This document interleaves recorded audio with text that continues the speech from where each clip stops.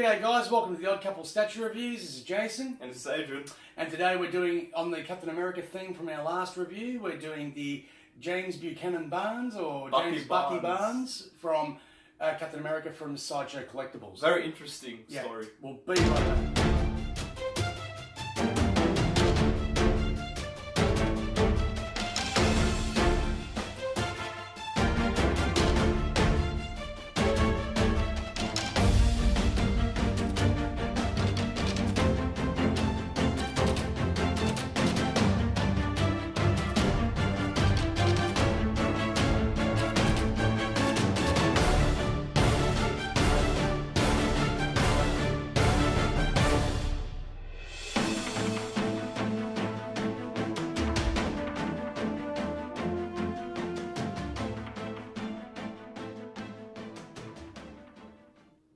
Welcome back, guys. So, yeah, as I said, we're doing Bucky Barnes, Captain America from Sideshow Collectibles.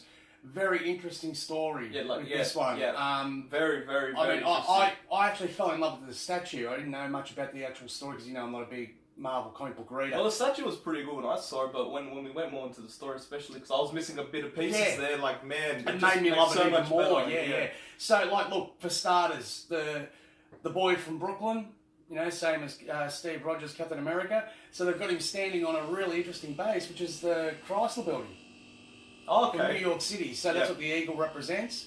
Sorry about that background noise. That's just the fridge kicking over. But yeah, so like the other thing too with the suit, how it's slightly different. This part here, this is laced with adamantium. Made of Wolverine's claws. Yeah, same metal that's in Wolverine's claws. So he's got vibranium in the shield that Black Panther's got from Wakanda, and adamantium weaved into the bodysuit. I just find it interesting that he actually uses a gun, and that he's got the knife right here in the side, as you guys have seen the close-up on his utility belt. Well, most people know Bucky Barnes as the Winter Soldier. Yes. So this is just after he dismissed the Winter Soldier persona and took up the mantle of Captain America just after the Civil War 1 in the comics, when Captain America was assassinated on the courthouse steps. So Bucky Barnes, the change was that he saved Washington being bombed by detonating a bomb in the plane? Yes, in the comics, way back when, that's when he went. So it wasn't like the train from the movie. That was the only real difference. But the same thing happened. He was picked up by the Russians and experimented on and turned into the Winter Soldier. So, as I said, this is when he's decided to honour Steve's memory after his death. Yep. It was a pretty short storyline. He ended up reverting back to the Winter Soldier again. Particularly, I think, I'm not really sure how up on it was. It would turn out that Captain America wasn't really dead. He was just trapped in some place, like reliving his life again. Yeah. Basically, I saw this piece and thought, wow. Didn't even know that it was mixed media, to be honest, when I saw it in the pictures, because the pictures on the Sideshow website weren't really the best and didn't really iterate that this is actually all leather. All this black that you see is all leather. The high gloss paint that they've used to represent the adamantium metal is absolutely fantastic. You'll notice with most Captain America, he's got the bright blue eyes, all-American homeboy. Well, Bucky Barnes is actually a brunette and he's got brown eyes. So you're seeing this, that, like when you look at the face sculpt there, that he's got the brown eyes and everything. Yep. So it's actually Bucky's face. Attention to detail. This is just the regular edition too, guys. There was an exclusive edition which was an unmasked portrait of Bucky Barnes as well. Okay. It wasn't really too fussed on that, so I just got this one. This one came out in 2010, and there was 1,000 of these. Okay. I think with the with the exclusive, there was only 400 or 500. So, the origin of the character is absolutely fantastic. If you're a Captain America fan, everyone knows Bucky Barnes and the sacrifices that he's done, and that he's Captain America's best mate and all that sort of stuff. The only big difference too in the comics was Bucky was a young kid. Like, he wasn't his mate from Brooklyn, you know what I mean? Like, he was actually a reporter that found out that Captain America was Steve Rogers, like a junior reporter, and then he tagged along as his sidekick, dressed up as Bucky Barnes, Okay. That was another big thing that was different in the movies. But I actually like the movie version a bit better in that regard, that he puts him up there as his mate. Yeah, it seems a bit better. Yeah. It goes together well. Yeah. Yeah. But overall, man, really love the piece. The base is exemplary. I really love it. We always go to the base first. Yeah, well, look, when the base is good, you start from the bottom, you work your way up to the top. Yeah, I like the base, the behind, see the gravel. Yeah, like there's gravel and everything in here in the bottom, like to represent the top of the building and stuff, like most New York City rooftops. The boots were fantastic. The leather. The leather. Like everyone loves leather. Who doesn't love leather? The gloves Colt gun that he's got there, the 19A1, I believe it is. Don't quote me on that because I'm not a really big gun nut. But so I'm sure someone will be pissed off that I maybe got the wrong one. But anyway, yeah, look, I'm really impressed. I like, as I said before, I like the knife on the utility belt and the gun, as it shows like a different approach than Captain America would. Yeah. He's still keeping the persona of Winter Soldier, but trying to incorporate a bit of a Captain America in it. So it makes it a bit more interesting. I'm not sure how he really is on the battlefield because I haven't read much of the comic. Pretty ruthless. Okay. Yeah, like where Captain America's a bit more reserved and stuff like that, Bucky isn't. Okay. You know what I mean? Like he's he's spent most of his life as an assassin. I know we're talking about Marvel, a bit like the Thomas Wayne. Yeah, if you want to go down that route. If you want to go down that route, he's more like the Thomas Wayne Batman than Batman, in that regard. So that's just for our DC fans out there. I'm sorry to digress. But yeah, this, I've got to say, I'm overly impressed. Like for this piece, and you can get him pretty cheap too, guys. Like he's not an expensive piece. Like he's not one of these ones that has skyrocketed above the 1K mark. That's Australian dollars, guys. So you can pick him up for probably $500-600, pretty easy. Yeah, especially if you're a fan of the comic. Yeah, exactly. I mean, look, if you're a mad Captain America fan or just a mad Marvel fan, like he's a really good looking piece, especially when he's well lit up. When he's well lit up, all this the metallic paint and everything to represent the adamantium really pops. It's an amazing piece.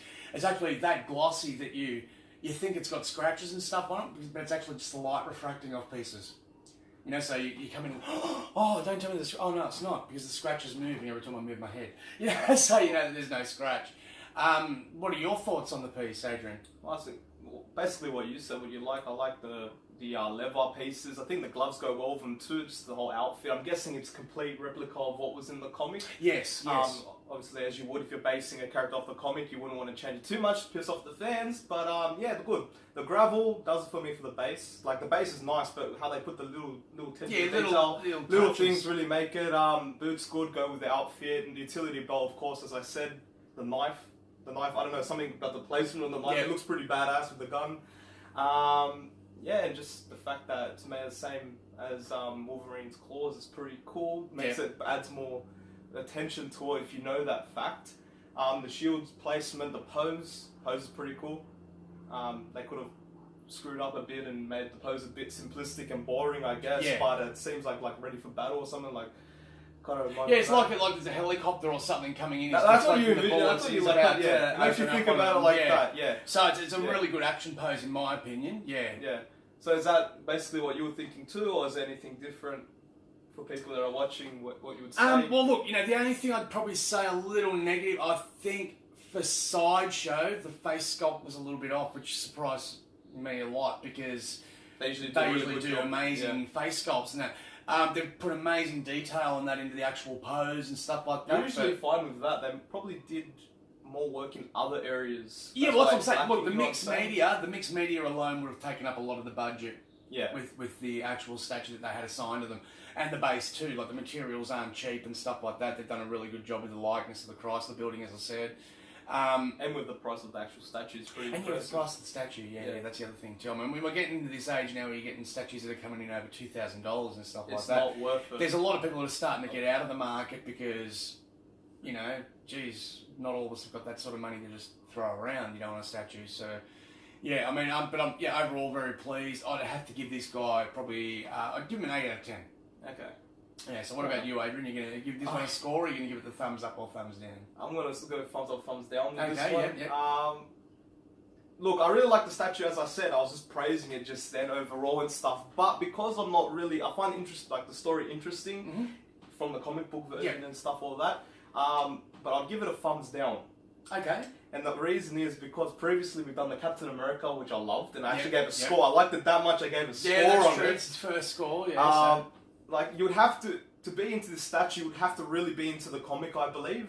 You got to be into the character, exactly. And because it's for the hardcore Captain America. Because I just know the story and I'm not really into the comic, I would probably be focusing on other statues like the Captain America one. You'd probably prefer a Winter Soldier statue rather than... Like if they did one from the movie... Which they have done. Yeah, but if they if we reviewed that one and you asked me that question, yeah, you give it a or thumbs so up. forth, I wouldn't give it a thumbs up. I would actually probably give it a score 2, just like the Captain America. True.